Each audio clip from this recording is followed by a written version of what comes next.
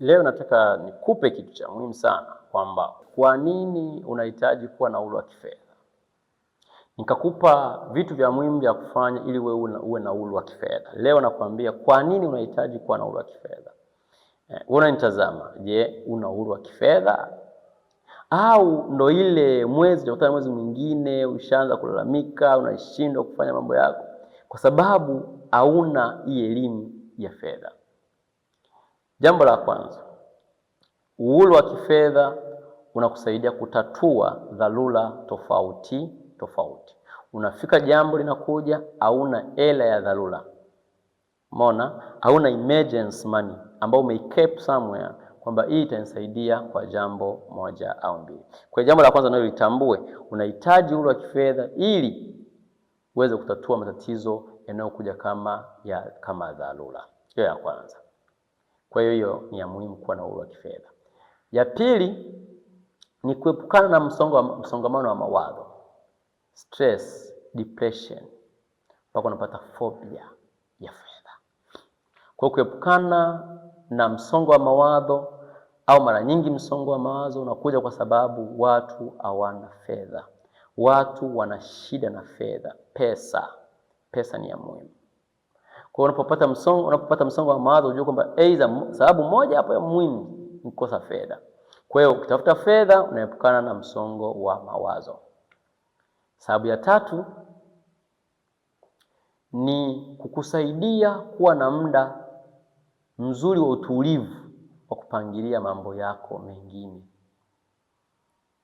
Una mambo mengi ya kufanya, sio biashara moja tu, una mambo ya kijamii ya kuyafanya. Una mambo ya kijamii kama dini, ya kijamii kama biashara, nini. Lazima usike na mikutano, vikao na nini. Lakini unaomba kukaa na familia pia, muda kwa. Sasa usipokuwa na fedha ambazo kwenye mzunguko, unajua muda wote nitaingiza hizi fedha, lazima ukae na mawazo, ukae na stress. Utakuwa na hasira za mara kwa mara. Kwa jitahidi ndugu yangu kuwa na uhuru wa kifedha. Nyingine ambayo ni muhimu wa kuwa na uhuru wa fedha ni kupata muda wa kushughulika kwenye shughuli nyingine za uzalishaji. Unajua kama hauna uhuru wa kifedha ni vigumu sana kuingia kwenye sehemu nyingine kufanya kazi. Ni vigumu sana. Lakini unapokuwa na uwanda mpana, wengine wanasema diversification of economic activities. Ninaweza kufanya hapa, nikafanya pale, nikazalisha hapa, nikatoka nikaweka huko. Hiyo inasaidia sana. Kwa hiyo uhuru wa kifedha unasaidia kuingia kwenye kazi nyingine za kuweza kuboost biashara zikue. Lakini uhuru wa kifedha ndugu yangu inakupa nafasi ya akili na utulivu wa kuchakata na kuchanganua mambo tofauti. Unapokaa kwenye sehemu unaongea na watu au na mawazo ya kuhusu fedha, unajua utakula, utakunywa, utalala, utaamka salama, biashara zako zinaenda vizuri, familia iko salama na nini. Unapata muda kulala, kupumzika na kutuliza akili.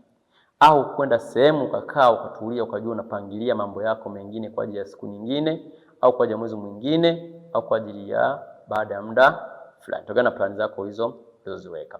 Kwa hiyo ni moja ya faida nyingine ya kuwa na uhuru wa kifedha. Lakini faida nyingine ya kuwa na uhuru wa kifedha ni kuepukana na madeni yasiyokuwa lazima. Kuna madeni yasiyokuwa na lazima.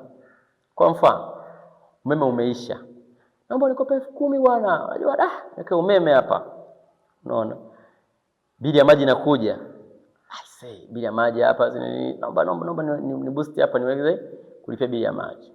Kwa hiyo kuna vitu vidogo ambavyo unaweza kuepukana navyo. Yaani ni madeni lakini sio madeni ya lazima sana. Yaani haya madeni madogo itakiwa kukopa. Kwa hiyo kuna vitu kama hivi ya kujifunza kwamba kumbe nikiwa na uhuru wa fedha au wa kifedha au pesa inanisaidia pia kusolve au kutatua matatizo madogo ambayo yatakiwi niende kukopa. Uhuru wa kifedha unakusaidia pia kwenye jamii kuweza kuchangia. Kuna vitu vingi kwenye jamii vya kuchangia au tuseme kuwasaidia watu wengine. Kwa sababu unajua kila mmoja kwenye maisha amesaidiwa. Hauwezi kusema mimi bwana sijaguswa kabisa, sijai kushikwa kabisa mkono, ni vigumu. Kwa hiyo lazima kuna sehemu itahitaji mkono wako, itahitaji mawazo yako ya fedha. Muda mwingine sio mawazo tu, inahitaji utoe na material, toa hela. Kwa hiyo kutoa hela pia kunachangia sana mtu kwamba huyo ni yule ambaye pia ameshajitoa, ameshajitafuta kwamba mimi nina uhuru wa kifedha, ninaweza kusolve mambo 1, 2, 3. Kwa hiyo mpenzi mtazamaji, hizo unaweza kushare na watu wengine hizo point au muhimu, lakini pia hata wewe ujitafakari vizuri kwamba okay, ninahitaji muda sana nikae nifanye vitu vifuatavyo ili niweze kuwa na uhuru wa kifedha. Asante sana kwa kunisikiliza. Lakini pia share video hii, subscribe YouTube yangu kwa ajili ya makala nyingi ambazo tutakuwa tunazipata tofauti. Sisi tunatoa programs za Adobe Photoshop, Adobe Premiere ukihitaji, lakini pia tunatoa elimu ya ufugaji wa ndege. Tunazungumzia kuku, bata, kanga, kwale. Unahitaji kujifunza nani yote ile, karibu sana. Lakini pia tutakusaidia kwa mambo mengine ya walimu wa kawaida, psychology wa watoto wako, psychology masomo gani ya muhimu sana.